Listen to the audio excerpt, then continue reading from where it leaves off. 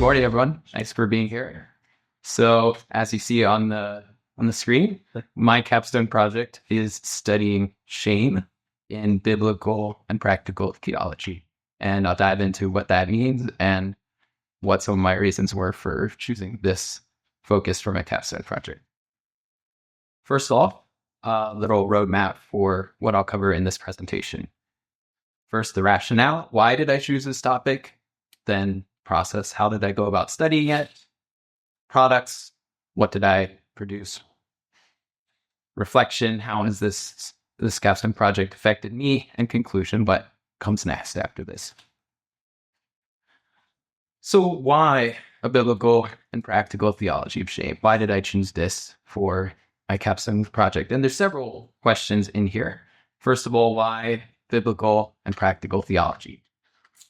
So one of the reasons for this is biblical theology as an academic discipline, as the area of study, has been an area of interest for me academically, especially during my time here at Sattler and some before as well. I really, really enjoy looking at how scripture all works together, how the entirety of the canon flows together, and how we can understand any one piece of scripture best when it's put in relation to the overarching whole of scripture. And so I really enjoyed that, looking at biblical theology from an academic side. Yet at the same time, I felt some level of disconnect between biblical theology as an academic discipline and more what feels like more present challenges of the everyday Christian life, both for myself and just for those around me. Like, how did these truths in scripture, how does this story actually relate to the challenges I face right now?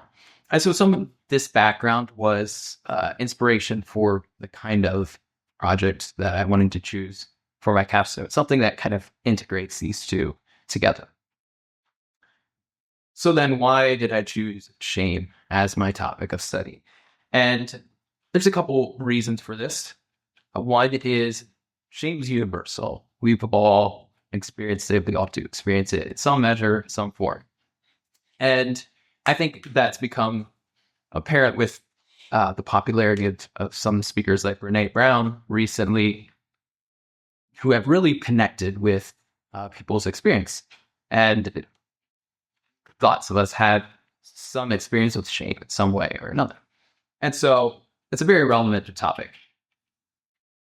At the same time, it's personal. Each one of us, our own experiences of shame are very personal to us. And for me as well, I came to this topic wanting to wrestle through some of my own experiences with shame and trying to wrestle through from a personal aspect. How does the story of the Bible speak to this?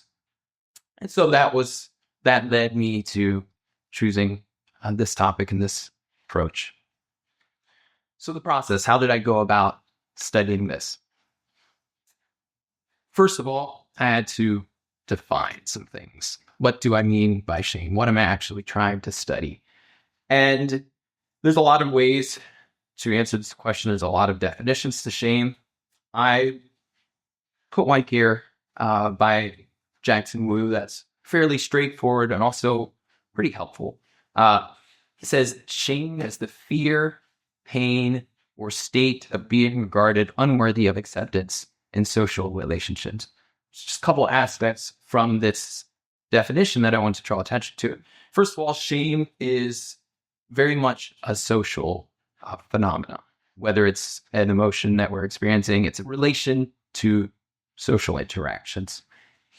That doesn't mean that we only experience shame in social interactions. They can also be, we can experience shame internally, but it's usually in relation to what would others think of us, or am I really the kind of person that is worthy of acceptance socially?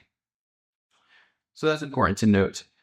Another aspect of this definition that helps clarify what shame is that it can be the fear, pain, or state of being regarded unworthy. So fear of being regarded unworthy, this can be an internal emotional experience that we have of, I am somehow deficient as a person, or something is wrong about me. that means that I would be unworthy of acceptance. Or it can be the pain of actually experiencing that rejection, or of having done something that becomes publicly known that harms your reputation. Or it can be the state, and this is more of an objective side of it, where you are actually experiencing disrepute, or your social status is lower because of something about you. So that's sort of a general overview of what shame is. There's obviously lots more that I could go into there. But to go on, what do I mean by biblical theology then? And as applied here, simply, I mean, I study the shame, the theme of shame, in relation to the historical and literary flow of the Bible, considering how shame features within the storyline of Scripture and how the storyline shapes our understanding of shame. So I'm approaching it not so much trying to look at what does everything the Bible have to say about shame. What is shame according to the Bible, and what is everything that the Bible has to say about shame.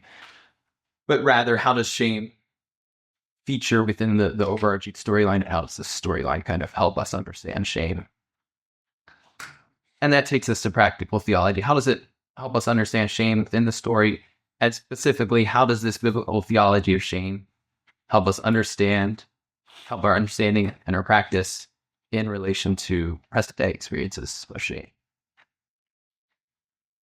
So if I'm going to study shame in the Bible, where do I get started? And one of the places that I guess that I put a lot of attention was in word studies, picking certain words that mean shame or something related to shame in Hebrew and Greek, and diving in and looking at all the occurrences of these words, all from Scripture, and at least briefly, and sort of categorizing. Here's just a sample of some of the categorization that I did of all the passages when these occur, and just kind of how significant does this look to me. I didn't look at nearly all of these in detail at all, but kind of picking out which of these seem to be significant, what should I focus on in more detail, and how do these occurrences help shape my understanding of shame in the Bible. Another big part of the process was brainstorming connections throughout Scripture. How do these places where shame features all relate to each other? And here's just one example of one brainstorming session I had, drawing lines and connections, ideas. How does this story relate to this other story? And what's going on? How does it kind of work together? Another aspect of the process is a lot of reading. These are some of the books that I read on the topic, as well as parts of lots of other books and articles addressing shame from all different angles, some secular perspectives, some Christian perspectives on shame, some more biblical, more in the biblical studies side of things. So those various elements and others were part of the process of studying shame. So what are my products? What did I produce with it? My main product is a 65-page research paper outlining this biblical theology of shame, where I go from creation to Revelation, tracing the significant points of the story where shame features. I also produce a simplified, shorter version of this paper as well. There's more everyday language that be easy for me to hand to someone who's like somewhat interested in what I study, and it'd be easy for anyone to pick up and understand without too much work. A 15-page paper comparing a few Christian and secular perspectives on shame. So they're kind of putting in conversation a little bit what I study and what some of my insights from my study with things that other people are saying. And finally, an 8-lesson Bible study guide, which is based on the main research paper, but this is meant to facilitate individuals or groups doing a Bible study of shame. How does shame feature throughout the story of the Bible? And this is sort of a guided Bible study to lead someone through that. And that's really the practical theology side of my project. So just a little bit more, the research paper. Here's the table of contents. Basically, start talking about what shame is, and then just trace it from the Garden of Eden, look at shame in the community of Israel, shame of the prophets and the Psalms, and then how Jesus interacted with shame, especially on the cross, and then what's the place of shame in the covenant community. And there's lots of parts to this story, so it's impossible really to boil it down into one key point or one key thesis from this. But one theme that really stood out as prominent throughout this study is that God addresses the problem of human shame by identifying with us in our place of shame and thereby providing the way for the root cause of our shame, which is our sin, to be resolved. So that's one of the main insights from this study that I know. The Bible Study Guide, just a brief overview of that. And here's the table of contents. So there's 8 lessons, as well as an introduction to how to use this study. And the goal of this is, I envision it especially being something that a small group would work through together. I think that would be the ideal format, group of maybe 4 people to work through. There's passages to read, questions to answer on each of those passages, and then questions about applying the insights from those passages to personal life. Here's just one example lesson.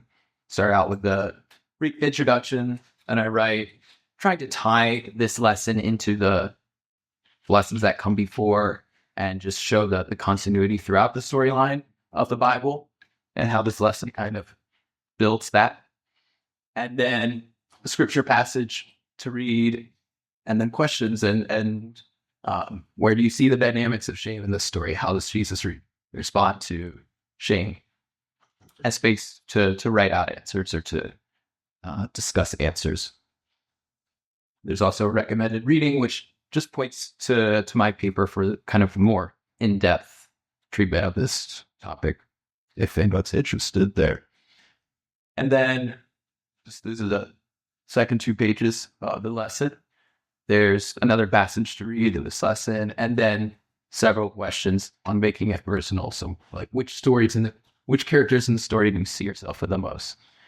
How do you conceive of God's attitude and thoughts towards you when you are feeling shame or distant from God? So, questions that the goal of these questions is to take some of the main points from the material and scriptures covered in this lesson and apply them to personal experiences. So, reflections. How has this capstone project affected me? And there's a lot of things I could name here, but this capstone project has, first of all, given me greater realization for the prevalence of concept of shame in the Bible. It's everywhere, and I had to do a lot of picking and choosing what I would actually look at, what I would just not. And it's a theme that has often, I think, been a little neglected in theology as well, especially Western theology. Until maybe more recently, it seems like there's maybe a reawakening of people saying, "Hey, this is an important thing in the Bible that we need to give attention to." It's also given me an increased understanding and appreciation of certain passages in scripture, such as the Eden narrative and parable of the prodigal son. I've gained a lot of new insights myself and a new appreciation for the meaning of these passages and how they relate to my life personally. The less comfortable aspect is it's given me a new awareness of areas of shame and shame motivated tendencies in my own life. Just realizing some of those as I'm working through this. But along with that, I've got a deeper grasp on how redemption touches even those areas of shame. And finally, hopefully I have an ability to better bridge the gap, or at least the perceived gap, between the story of the Bible and personal stories of people who I'll minister to or just be in contact with in some way or another. So in conclusion, what what's next? What comes after this for me? Maybe publishing. I'd be interested in looking to get this study guide, especially published. I don't really know what that is, but that's something I'm interested in checking into. I'd love to lead us longer through this. I actually haven't done it yet, but I would love to be able to do that along with a group of people, maybe in my whole church or somewhere. But whether or not I do those specific things, I really want to be able to apply and pass on some of the things that I've learned in my whole community and beyond as these opportunities present themselves. I think there's just plenty of opportunities just in community life, in the church, in discipleship opportunities to integrate some of these things that I've learned in meaningful ways, in ways that will be blessings to others.